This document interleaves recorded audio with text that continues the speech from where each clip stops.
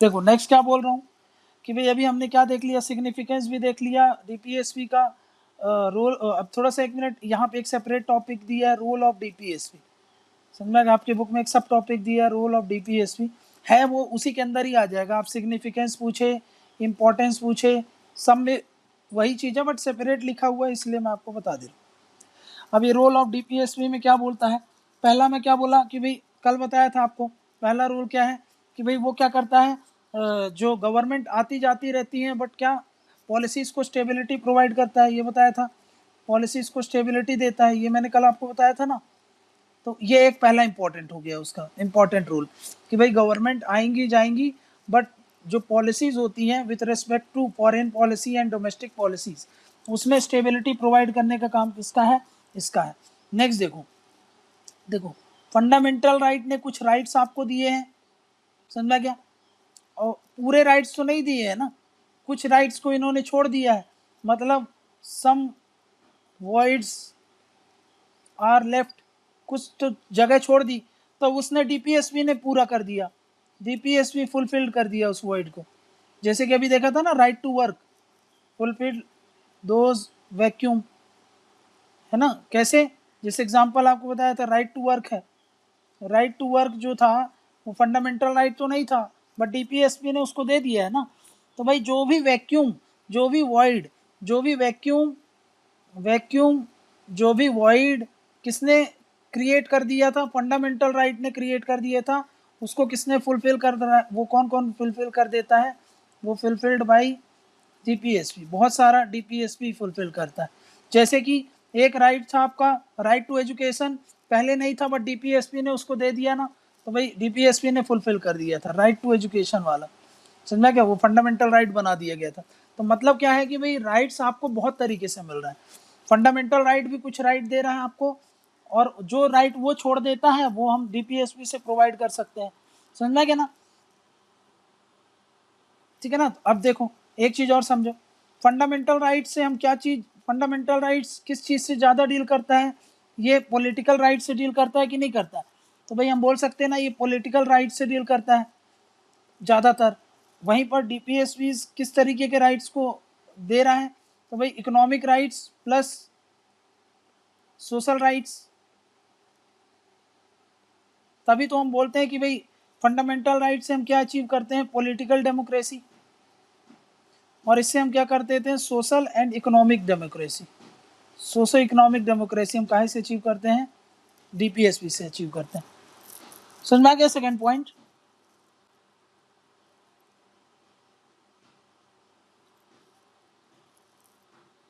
Next देखो DPSP क्या है, डीपीएसपी को फॉलो करना पड़ेगा किसको, to be followed by government, to be followed by government, काहे के लिए, फॉर गवर्नेंस, फॉर गवर्नेंस,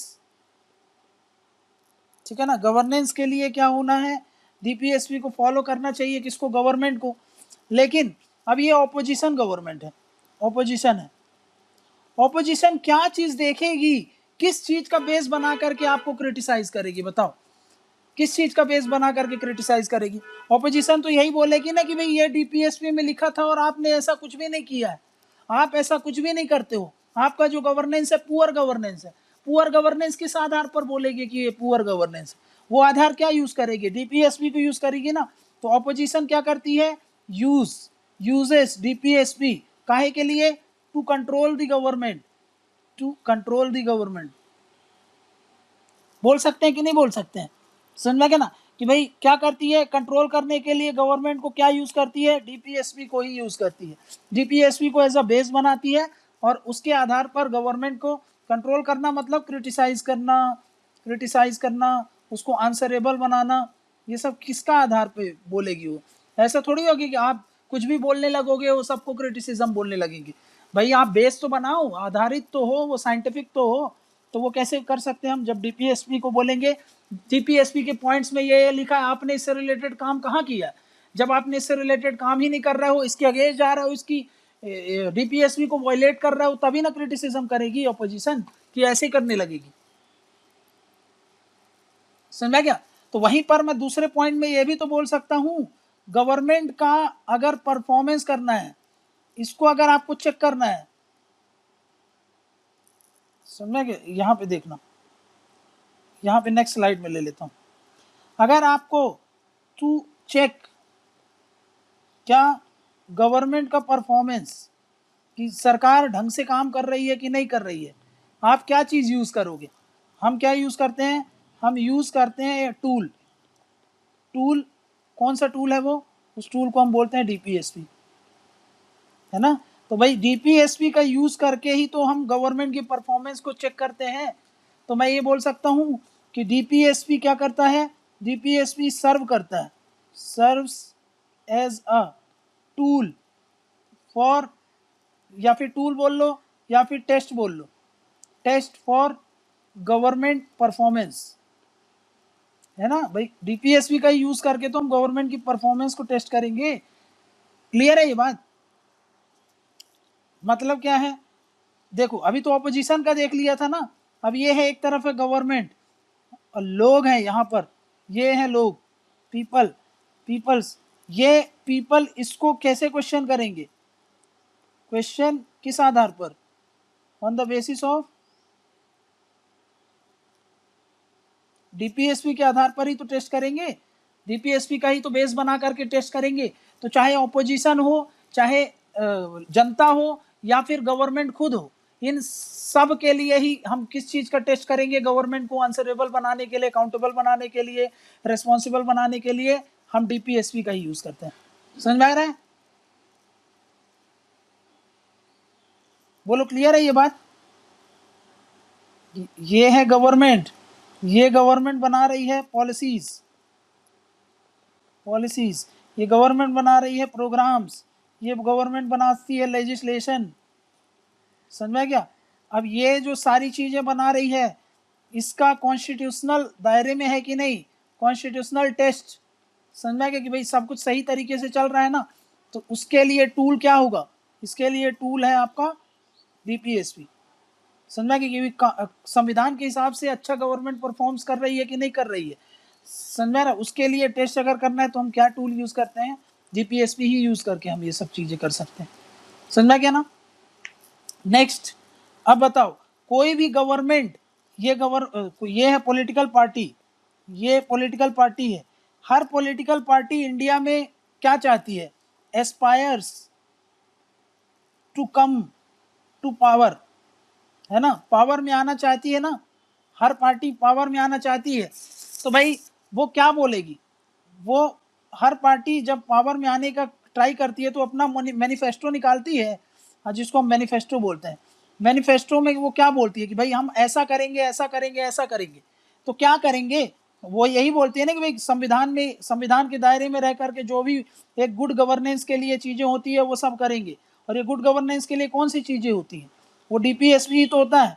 तो डीपीएसपी की बातों को यूज करती है अपने पॉलिटिकल मैनिफेस्टो में। इस पॉलिटिकल मैनिफेस्टो से वो क्या करना चाहते हैं? वो अट्रैक्ट करते हैं, वांट टू अट्रैक्ट वोटर्स, है ना? वोट बैंक्स को ही तो अट्रैक्ट करने का कोशिश करते हैं ज़्यादा से ज़्यादा। तो ज़्यादा से ज़्यादा लोग अट्रैक्ट कब होंगे? जितना ज़्यादा से ज़्यादा आप डीपीएसपी की बातों को इम्प्लीमेंट कराने की बात करोगे, उतना ज़्यादा से ज़्यादा आपको क्या किया जाएगा? वोट आप अट्रैक्ट कर सकते हो। मतलब मैं ये बोल सकता हूँ कि भाई ये एक तरीके का क्या है? ये एक तरीके का गाइड है ना, गाइड है। ये तो हमने समझ ही लिया था, गाइड है, फिलॉसफी है, जिसके तहत हम क्या कर सकते हैं? ज़्यादा से ज़्यादा पॉलिटिकल पावर्स में आने का आपके तरह के एक तरीके का रूट्स को ये डिफाइन करता है। समझ गया ये सारा पॉइंट?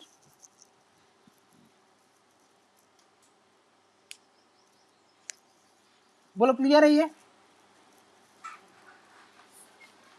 ठीक है। अब ये जो हमने देख लिया है, ये तो हमने देख लिया क्या कि भाई ये जो डीपीएसपी हमने समझा, ये तो पार्ट 4 के अंदर था। पार्ट 4 के अंदर जो भी डीपीएसपी थे, डीपीएसपी मतलब 36 से लेकर के 51 तक, 36 और 37 छोड़ दो, ये डीपीएसपी से नहीं डील करते हैं। एक डेफिनेशन से डील करता है, समझा क्या? और एक डील करता है कहाँ से? डेफिनेशन ऑफ स्टेट से ये डील करता है। और ये डील करता है आपका नॉन जस्टिसिएबल नेचर, मतलब ये नेचर से डील करता है। इसके बाद जो 38 to 51 है, ये हैं आपके मेन, ये हैं DPSVs, समझा क्या। लेकिन इसके बाहर भी बहुत सारे डीपीज का मतलब क्या होता है भाई, ऐसी चीजें जो कि एक्ट करती है एज अ गाइड, है ना, as a directive to state. तो भाई एक कुछ तो ये डायरेक्टिव्स आपको पार्ट 4 से मिल जाती हैं, है ना, पार्ट 4 में लिखी हैं, कुछ पार्ट 4 के बाहर है, पार्ट 4 प्लस, समझाएगा, पार्ट 4 के बाहर मिलते हैं।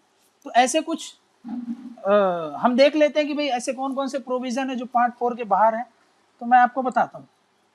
अब देखो एक बात समझो, ये है सर्विसेज, समझ में, ये है सर्विसेज। अब ये जो सर्विसेज हो सकती है ये यूनियन की भी हो सकती हैं, अभी हमने पढ़ा था, ये स्टेट की भी हो सकती हैं, समझा क्या। अब ये सर्विसेज क्यों होती है, ये सर्विसेज होती है मेंटेन करने के लिए, क्या मेंटेन करने के लिए, एडमिनिस्ट्रेशन, समझा क्या ना भाई। तो इस सर्विसेज मतलब जो ये वाली सर्विसेज है जो एडमिनिस्ट्रेशन चलाने के लिए यूज करते हैं, उसमें ये डायरेक्शन दिया गया है स्टेट को कि भाई आपको क्या करना है, जो SC के क्लेम है, ST के क्लेम है, इनके जो क्लेम्स होते हैं, है ना भाई, इनके भी कुछ पॉइंट्स होंगे, उन पॉइंट्स को स्टेट को अपने पे लेना है और उनको मतलब इनको क्या करना है, इन क्लेम्स को कंसिडर करना है, to be considered by state, समझा क्या ना। कंसिडर्ड बाई स्टेट काहे में, सर्विसेज में, मतलब स्टेट गवर्नमेंट यूनियन गवर्नमेंट दोनों को ही जो SC ST के क्लेम होते हैं विथ रेस्पेक्ट टू एडमिनिस्ट्रेशन, उनको आपको ध्यान में रखना है, समझा क्या ना। और यही देखा ना कि कई बार हम क्या करते हैं, सर्विसेज में रिजर्वेशन कर देते हैं SC वालों के लिए, ST वालों के लिए। तो भाई रिजर्वेशन वगैरह करते हैं जब, तो उनके कंसिडर को मतलब उनके जो भी पॉइंट्स होते हैं उनको ध्यान में रख करके हम ये सारी पॉलिसीज वगैरह फॉर्मुलेट करते हैं। तो वो बोल रहा है कि भाई आपको ऐसा करना है, स्टेट को ये निर्देश दिया है कि SC और ST के क्लेम्स जो होते हैं उनको कंसिडर करना है, काहे में, जब आप सर्विसेज से डील करते हो, वो सर्विसेज कौन सी हो सकती है, यूनियन और स्टेट की। लेकिन यहाँ पर ध्यान में रखना है, जब आप ऐसा करते हो तो ये एफिशिएंसी को भी ध्यान में रखना है। इसका मतलब ये नहीं कि आपने कुछ पोस्ट को रिजर्व कर दिया है SC ST के लिए और एफिशिएंसी आपकी आ ही नहीं रही है, समझ में क्या। तो आपको without compromising efficiency of administration, ये भी ध्यान में रखना है ना।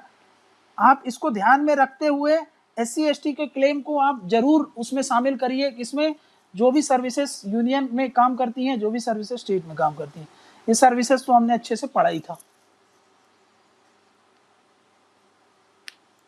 समझा क्या ना, बताया ना मैंने आपको कि भाई सर्विसेज होती है, उनमें सरकार क्या करती है, अपॉइंटमेंट करती है।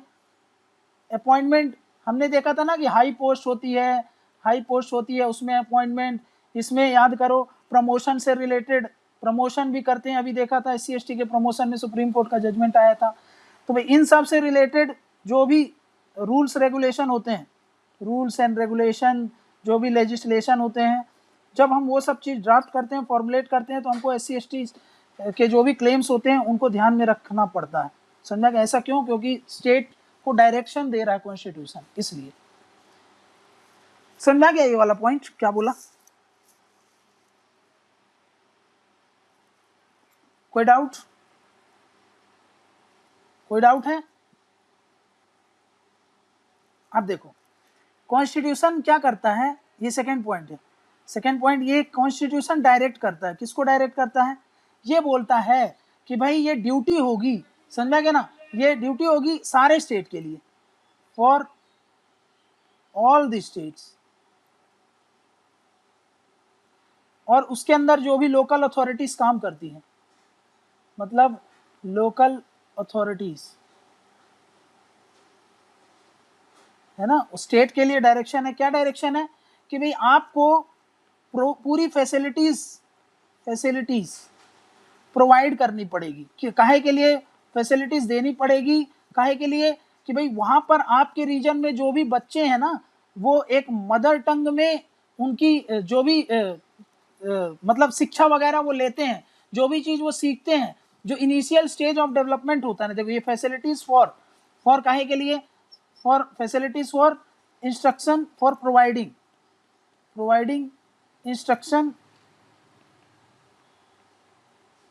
इन मदर टंग। अब यहां पे समझो, ये है बच्चे हैं, समझना कि ये स्मॉल चिल्ड्रंस हैं, ठीक, ये स्मॉल चिल्ड्रन है। ये क्या होते हैं? स्मॉल चिल्ड्रन अभी इनिशियल स्टेज ऑफ लर्निंग में होते हैं कि नहीं होते? हाँ, ये इनिशियल स्टेज ऑफ लर्निंग होते हैं। ये क्यों होता है initial stage of learning? For their integrated development, है ना, ताकि वो एक कॉम्प्रिहेंसिव रूप से उनका मेंटली ग्रोथ हो पाए। समझ में क्या? For their comprehensive development and growth, समझा क्या? ताकि उनका कॉम्प्रिहेंसिव ग्रोथ एंड डेवलपमेंट हो। कब? इनिशियल स्टेज में। मतलब इसको क्या बोलते हैं? प्राइमरी स्टेज जब होता है इनका। समझा कि इसको हम क्या बोल सकते हैं? इसको बोलते हैं जब ये प्राइमरी स्टेज में होते हैं। प्राइमरी स्टेज जब शुरुआती लर्निंग स्टेज में होते हैं, तब क्या बोलता है? तब इनको जो भी एजुकेशन वगैरह दी जानी चाहिए, तो इनको हम ये जो एजुकेशन देंगे, एजुकेशन ये जो हम दे रहे हैं, एजुकेशन ये जो प्राइमरी स्टेज में दी जाएगी, वो काहे में देनी चाहिए? तो वो देनी चाहिए मदर टंग में। क्यों? क्योंकि मदर टंग में वो सबसे अच्छे से अगर कोई सीख सकता है तो अपनी मदर टंग में सीख सकता है। और सीखने का काम कब होता है? प्राइमरी स्टेज में, जब बच्चे छोटे होते हैं। तो उस समय वो जो भी एजुकेशन सीख रहे हैं, समझा क्या, जो भी लर्निंग उनकी हो रही है, तो वो काहे में होनी चाहिए? वो होनी चाहिए आपकी मदर टंग में। समझा क्या? इसके लिए स्टेट को ये रिस्पॉन्सिबिलिटी है कि वो प्रॉपर जो भी रिक्वायरमेंट फैसिलिटीज हो उनका अरेंजमेंट करवाए। समझा क्या? इसको हम बोलते हैं नेक्स्ट डायरेक्शन दिया गया है। समझा क्या ना? और मेनली ये किसको दिक्कत होती है मदर टंग में लर्न करने के लिए? समझा क्या? ये मेनली होता है, देखो हम आप तो उतना ज्यादा उसमें नहीं करते, हम तो इंग्लिश हिंदी में ये सब में सेटिस्फाइड रहते हैं हम, और यहाँ पर के लिए ही हम एस्पायर कर रहे हैं। बट जो ये स्पेशली होता है, जो लिंग्विस्टिक माइनॉरिटी ग्रुप होती है ना, ये लिंग्विस्टिक माइनॉरिटी ग्रुप जो होती है, लिंग्विस्टिक माइनॉरिटी ग्रुप, ऐसा क्यों? ऐसा इसलिए भी क्योंकि इनका जो लैंग्वेज है वो अब क्या है कि भाई वो हो सकता है अगर हम उस पर इनको प्रॉपर अगर अरेंजमेंट ना करें तो इनका लैंग्वेज भी लुप्त हो जाएगा। समझ में क्या?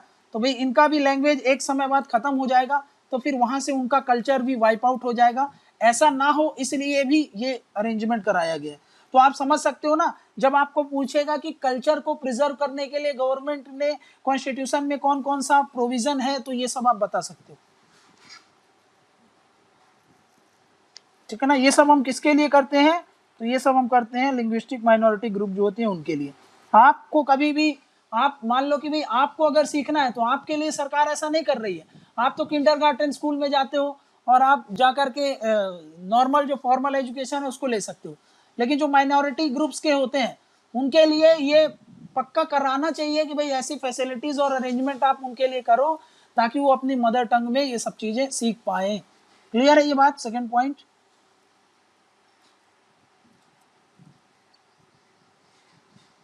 बोलो क्लियर है तो आगे बढ़े। ठीक है, नेक्स्ट क्या बोल रहा हूं मैं? नेक्स्ट पॉइंट देखो, देखो कॉन्स्टिट्यूशन ये डायरेक्ट करता है, ठीक है ना, ये डायरेक्ट करता है, प्लस इम्पोज करता है ड्यूटी, इम्पोजेस ड्यूटी ऑन किसके पर? यूनियन गवर्नमेंट पर। काहे के लिए यूनियन गवर्नमेंट पे क्या ड्यूटी लगाता है? ये ड्यूटी लगाता है कि यूनियन गवर्नमेंट का ये ड्यूटी होगा कि भाई आपको क्या करना है? स्प्रेड करना है, स्प्रेड करना है, प्लस प्रमोट करना है, प्रमोट करना है, प्लस डेवलपमेंट कराना है, डेवलपमेंट प्लस एनरिचमेंट, एनरिचमेंट काहे का? इतनी सारी चीज काहे का करना है? Of Hindi language.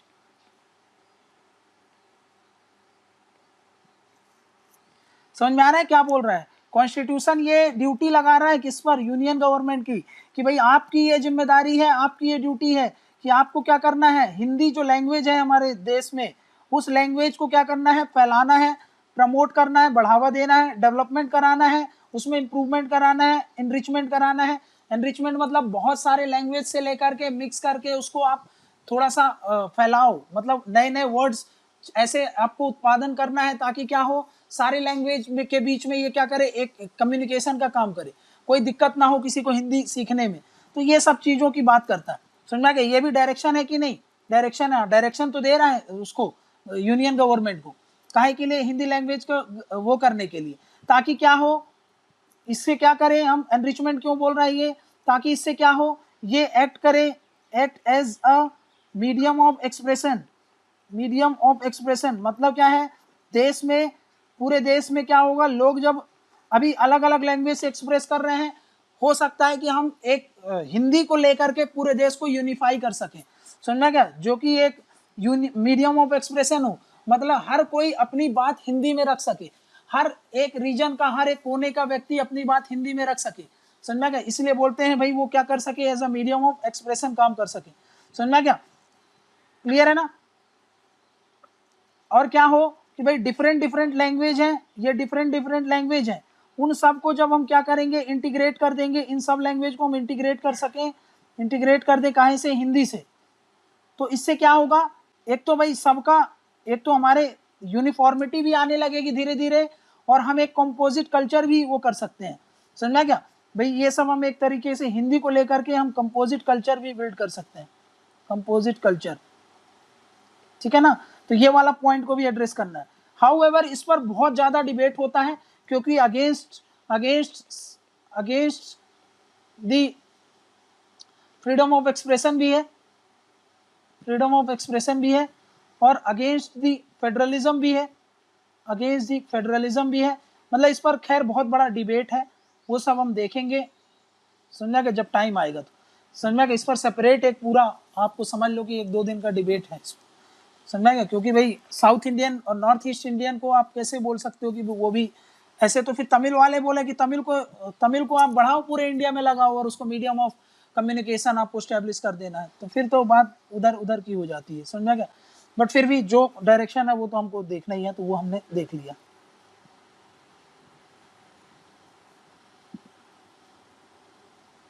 समझा क्या?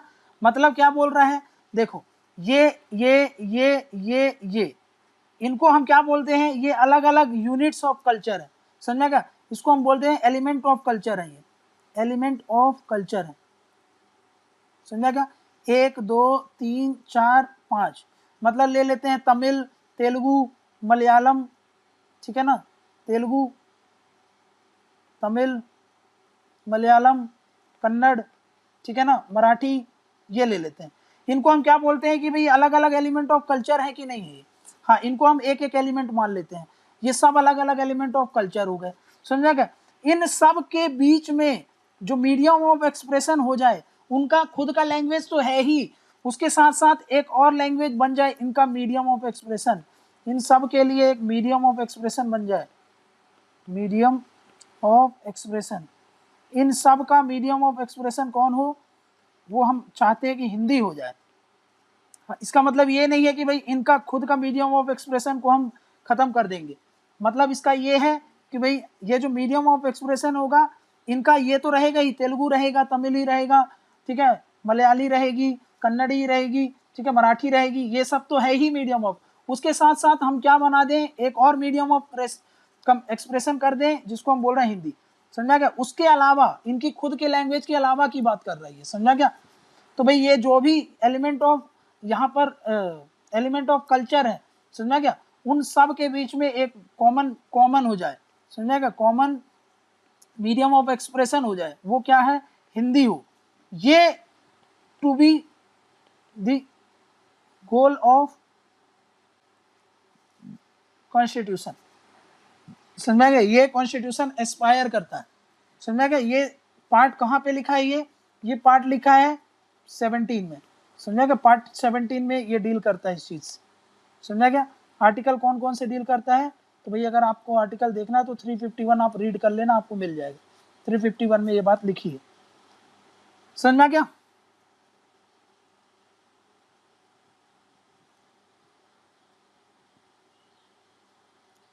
तो बताओ, हम ये बोल सकते हैं, अब अगर हमको बात करनी हो तो भाई ये है डायरेक्टिव्स। डायरेक्टिव्स काहे के लिए, डायरेक्टिव्स टू स्टेट। समझा क्या? क्लियर है ना? काहे के लिए, फॉर वेलफेयर स्टेट। ताकि एक वेलफेयर स्टेट बनाना पड़े चाहिए। अब ये जो डायरेक्टिव्स हैं वो 2 पार्ट में है, समझना कि ये 2 पार्ट में है। कौन सा? एक होती है पार्ट 4 के अंदर और एक होता है आउटसाइड पार्ट 4, आउटसाइड पार्ट 4, समझना क्या? पार्ट 4 में हमने देख लिया था क्या क्या पॉइंट है, आउटसाइड पार्ट 4 भी हमने समझ लिया। ये दोनों मिलके क्या करती हैं? डायरेक्ट करती हैं किसको? स्टेट को, ताकि एक वेलफेयर स्टेट बना सकें, समझना क्या? वेलफेयर स्टेट किसको बोल रहे हैं? वेलफेयर स्टेट जहां पर हमको पॉलिटिकल डेमोक्रेसी हो, जहां पर सोशल डेमोक्रेसी आए और जहां पर इकोनॉमिक डेमोक्रेसी आए, समझा क्या? और ये सब आएगी कब? जब हम क्या करेंगे? इक्वालिटी इंश्योर कर पाएंगे और जब हम जस्टिस इंश्योर कर पाएंगे, समझा क्या? तभी ये सब चीज हो सकता है। और ये कैसे करना है ये सब हमने आपको बता दिया कि भाई यहाँ से ये चीजें करनी है, समझा गई बात? अब देखो नेक्स्ट क्या बोल रहा हूँ। यहाँ पर एक टॉपिक दिया है आपका इम्प्लीमेंटेशन ऑफ डायरेक्टिव प्रिंसिपल्स, ठीक? इम्प्लीमेंटेशन ऑफ डायरेक्टिव प्रिंसिपल्स, तो उसमें क्या है? उसमें कुछ समझाने लायक नहीं है। उसमें ये बोल रहा है 1950 से लेकर के जब से काम चल रहा है तब से लेकर के आज तक, मतलब आज 2020 ले लो, यहाँ तक सरकार ने डीपीएसपी का जो भी डायरेक्टिव्स दिया गया था, ये डायरेक्टिव्स थे किसको? स्टेट को। इन डायरेक्टिव्स का स्टेट ने क्या किया? इन डायरेक्टिव्स को यूज किया, उसको यूज करके बहुत सारे लॉज को इंप्लीमेंट कर दिया, बहुत सारे लॉज को बनाया है, लॉज मेड, बहुत सारे लॉज को इंप्लीमेंट किया गया है, समझा क्या? बहुत सारे रूल्स एंड रेगुलेशन बनाए गए हैं इनसे रिलेटेड, बहुत सारे लॉ, ये सबको हम कंबाइंडली बोल सकते हैं लेजिस्लेशन, बहुत सारे लेजिस्लेशन इनसे रिलेटेड काम करते हैं। जैसे एग्जांपल आपको बताया था मनरेगा हो गया, मैटरनिटी बेनिफिट रिलीफ एक्ट हो गया, समझा क्या? मिनिमम वेजेस एक्ट है, पेमेंट वेजेस एक्ट है, चाइल्ड लेबर बोल रहा हूँ, कॉन्ट्रैक्ट लेबर एक्ट है, समझा क्या? चाइल्ड लेबर भी आप बोल सकते हो, उसमें चाइल्ड लेबर भी है, बॉन्डेड लेबर सिस्टम को एबॉलिश करता है, ठीक है ना? तो भाई ये सब चीज़ों हो गई। फिर जैसे कि नालसा एक्ट हमने पढ़ा था, नालसा एक्ट पढ़ा था हम लोगों ने कि भैया नालसा एक्ट उसको मतलब इफेक्ट देने के लिए लाया गया है।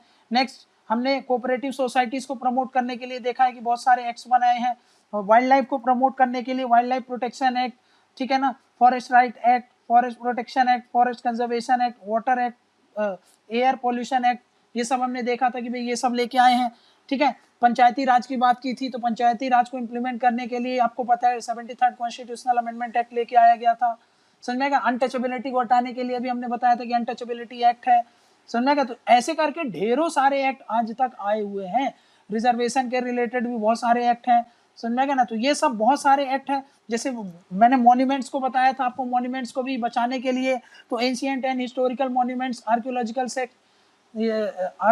साइट एक्ट है, समझ में? तो बहुत सारे एक्ट सरकार ने इंप्लीमेंट कर दिए, उसकी लिस्ट आपको दी हुई है कहाँ पर? लक्ष्मीकांत में, ठीक है ना? लक्ष्मीकांत के उस चैप्टर में आप देख लेना, अगर उसमें आपको लिस्ट दी हुई है, वो लिस्ट आप देख सकते हो कि भाई क्या है। एग्जाम पॉइंट ऑफ व्यू से वो कुछ भी काम का नहीं है, बस इतना पता होना चाहिए कि भाई किस चीज़ को इफेक्ट देने के लिए कौन सा लॉ आया है, किस चीज़ को इफेक्ट देने के लिए कौन सा प्रोविजन का यूज़ किया गया है।